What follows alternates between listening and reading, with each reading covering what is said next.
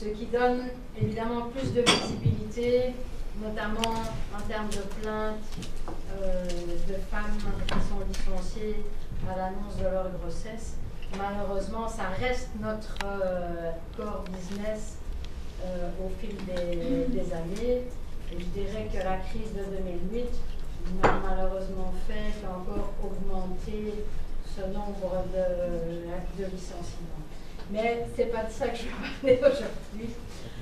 Et je vais sans doute plus parler comme sociologue que comme travaillant pour l'État belge, parce que vous verrez que je vais quand même évaluer et critiquer un petit peu ce que nous avons fait et que des collègues font ou ne font pas.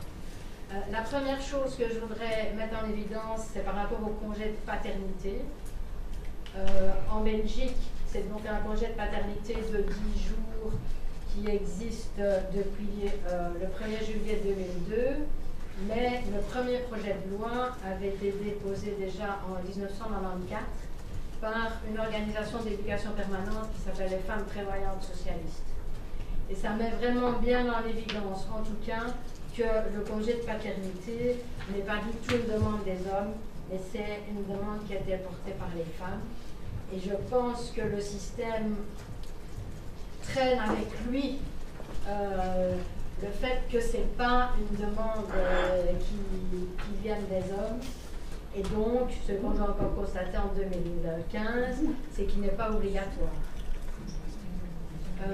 Et que, bon, ça c'est la complexité belge qui fait que c'est un véritable labyrinthe pour s'y retrouver. Pour les entreprises privées, c'est relativement clair.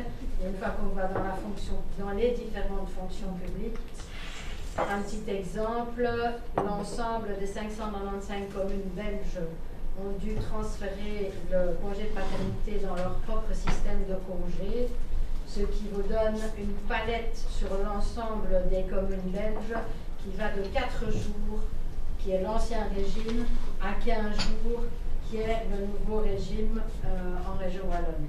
Et donc, ça fait vraiment assez difficile pour s'y retrouver en termes de communication, ce qui n'aide absolument pas les choses. Donc, le congé de paternité, c'est une loi qui a été votée en 2001 et qui est rentrée en application un an plus tard, mais vraiment dans la différence générale. Et donc, à ce moment-là, au niveau de l'Institut, on a voulu dire il faut faire quelque chose. Cette loi rentre en application le 1er juillet, le jour des vacances en plus. Enfin, je veux dire, on a l'impression qu'il n'y a rien qui a été fait pour que ce congé soit efficient, etc. Et donc, comme on voyait que ça se passait dans la différence la plus totale, dans le cadre d'un projet européen, on a réuni, on a fait des brainstorming avec des hommes, en français et en néerlandais, pour voir comment eux parlaient du congé de paternité et quelles étaient leurs demandes par rapport à ça, le vocabulaire qu'ils utilisaient, pour arriver à un dépliant qui ne soit pas simplement la loi dans les deux langues, le genre de dépliant du gouvernement fédéral qui dort dans les caves pendant des dizaines d'années. Donc, je ne vous dis pas, ça il faudra peut-être couper au montage, mais je me suis fait copieusement engueuler à l'époque parce que mon dépliant, qui est ici, ne respectait pas les normes du ministère de l'Emploi et du Travail. Et donc, on l'a fait avec des hommes.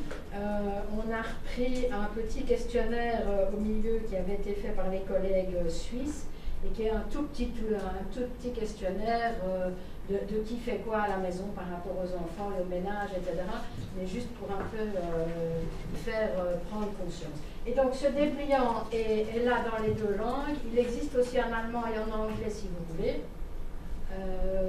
Je peux vous l'envoyer par mail. Et donc tous ces dépliants sont aussi téléchargeables sur le site de l'Institut, vous pouvez les demander, etc.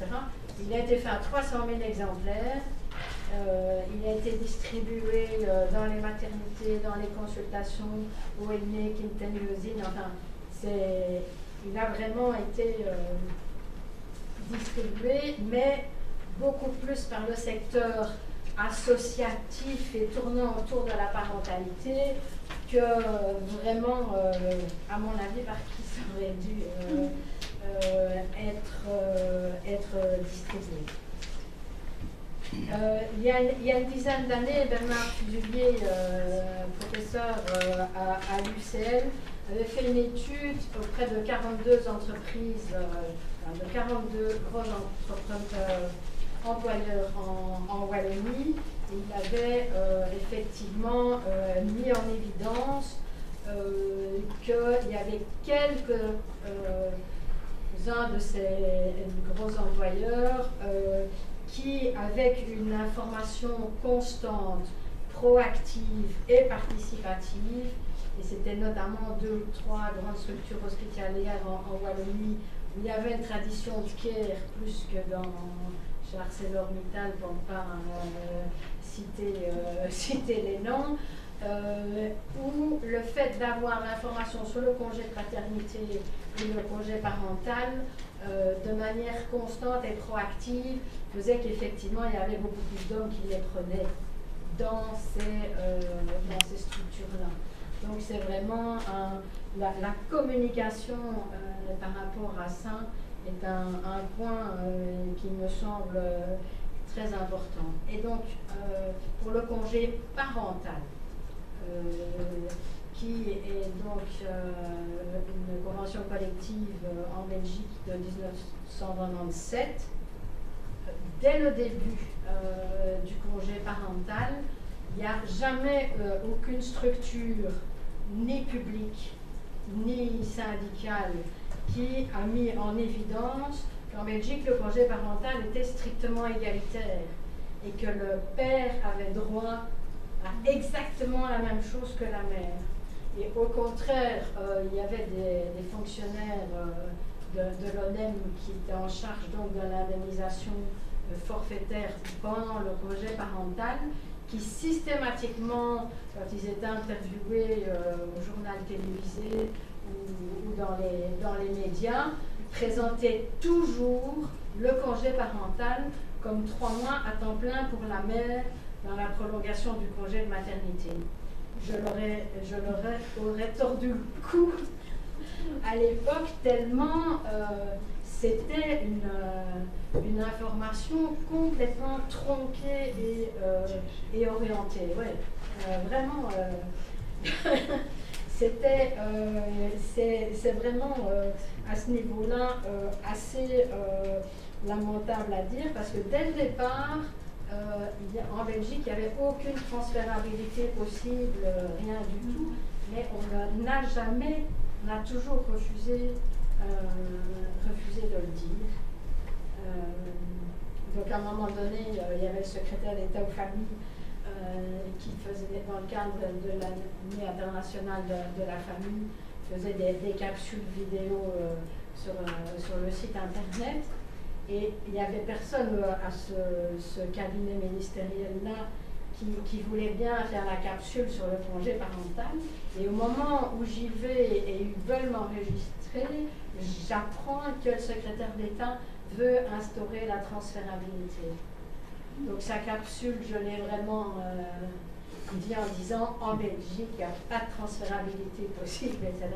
Mais ça a tenu qu'à un cheveu qui faisait passer l'information et le projet. Donc c'est vraiment une attention de tous les instants qu'il faut faire. Or, le congé parental en Belgique, maintenant, il est, sur le plan financier, relativement mal indemnisé, ce qui fait qu'effectivement, comme on l'a déjà dit, généralement les femmes gagnent moins.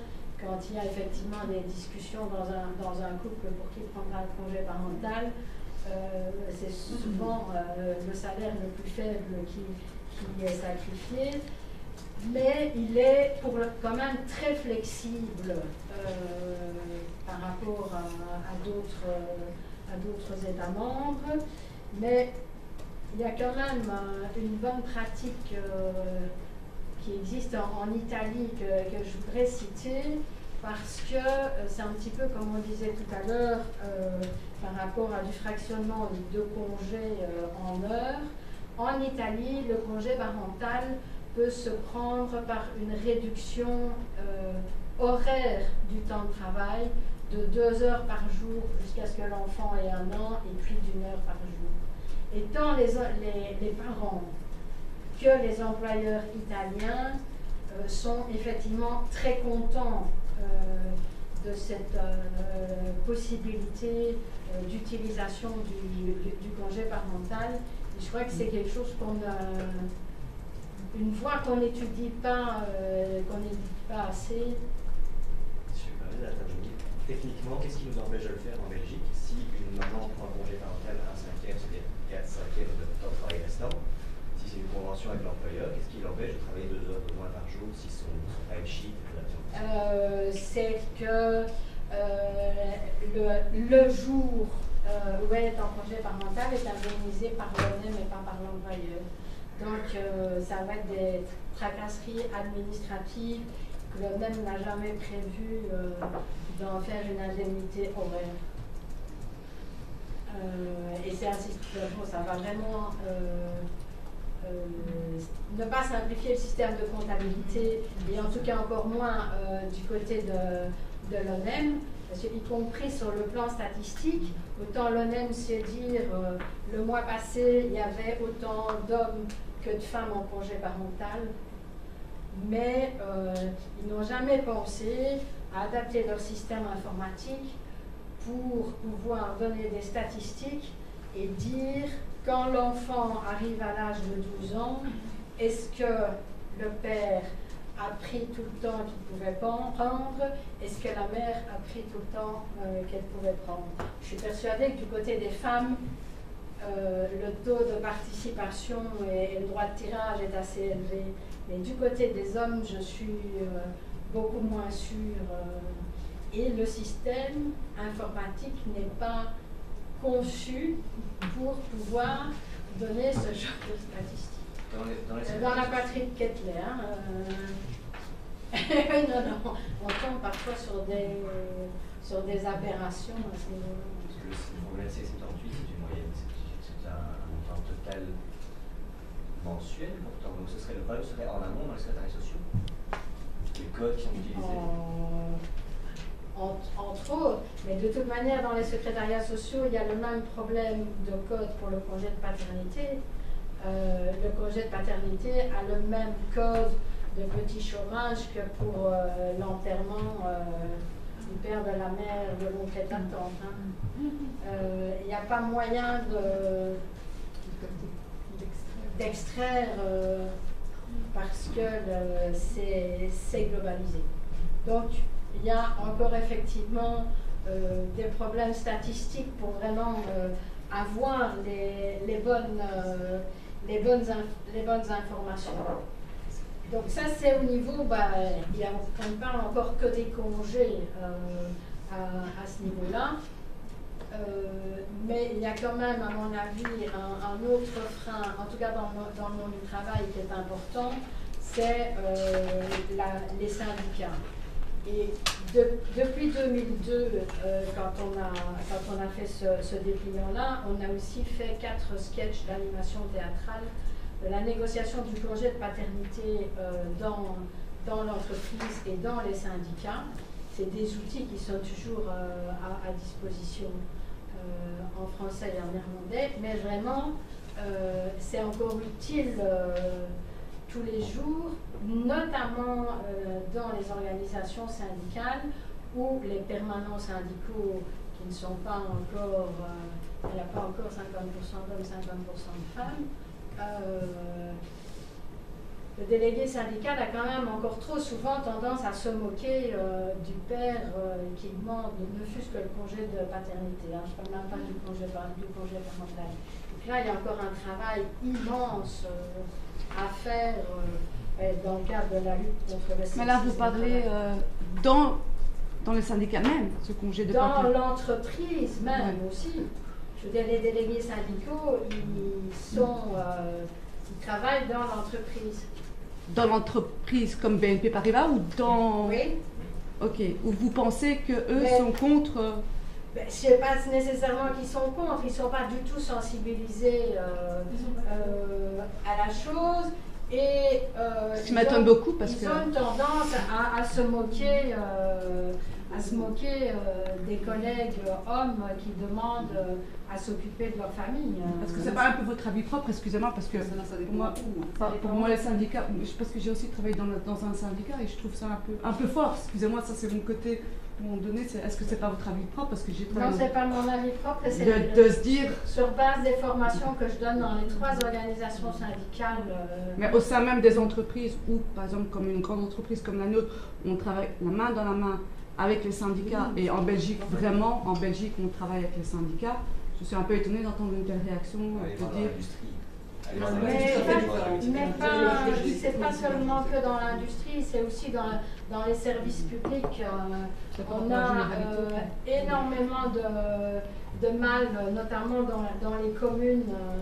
Donc, on avait fait une autre brochure qui a été distribuée à tous les fonctionnaires des 19 communes de Bruxelles-Capitale, parce que notamment l'information ne passe pas mieux dans les services publics locaux, et où du côté des organisations syndicales, des services publics, où il n'y a pas d'élection sociale, on voit que notamment la présence des femmes dans les 3 centrales des services publics ne progresse pas du tout, parce qu'il n'y a pas d'élection sociale et qu'il n'y a pas la possibilité pour les femmes de se présenter, parce que ça continue à être uniquement de la cooptation entre hommes. Donc là, on voit qu'effectivement, les élections sociales font vraiment avancer les femmes dans les organisations syndicales, dans les comités de prévention et de protection au travail, que dans les conseils d'entreprise, mais aussi dans les organisations syndicales elles-mêmes et comme employeurs. La CSC avait interrogé tous les membres de son personnel, et ce sont des jeunes permanents hommes qui ont réclamé d'avoir du temps pour voir grandir leurs enfants. Parce que vraiment, l'organisation syndicale comme employeur, elle demande aussi énormément de temps, peu compatible généralement avec la conciliation vie professionnelle, vie privée. Et comment ça se passe dans les services publics? Dans les services publics, il y a autant de règles, en tout cas pour le congé de paternité, que de services publics. Puisque par exemple, Bruxelles-Capitale et la région Wallonne et les OIP qui dépendent de la région Wallonne ont transposé, eux, un congé de paternité à 15 jours et non pas à 10 jours. Et donc, il y a par exemple 14 communes wallonnes qui ont fait comme leur ministère de tutelle et qui sont aussi passés qui ont aussi transposé un congé de 15 jours. Alors, c'est une bonne chose dans l'absolu pour les hommes qui travaillent dans ces endroits-là, mais en termes de communication globale, ça a une certaine tendance à avoir un brouillard un peu permanent sur ces questions-là et pas toujours de permettre une communication très, très efficace, sans parler notamment de la brochure du service public emploi, travail et concertation sociale, sa brochure Devenir parent tout en travaillant, qui était de couleur rose layette jusqu'il y a 3 ans. Et donc, on pouvait faire des tests à longueur de journée. Les hommes ont une certaine tendance à ne pas voir les brochures roses. Et donc, l'année passée, à l'occasion de la fête des pères en 2014, on a fait une brochure avec les partenaires sociaux, donc aussi bien les représentants de la FEB que les 3 organisations syndicales, sur la sensibilisation la parentalité des travailleurs masculins. Mais l'idée, c'était de faire diffuser ça par le secrétaire d'État aux familles et pas par l'Institut pour l'égalité des femmes et des hommes. Parce qu'on se rend compte que si c'est une brochure de l'Institut, c'est tout de suite mis de côté, c'est féministe, c'est pas pour nous, ça ne nous intéresse pas.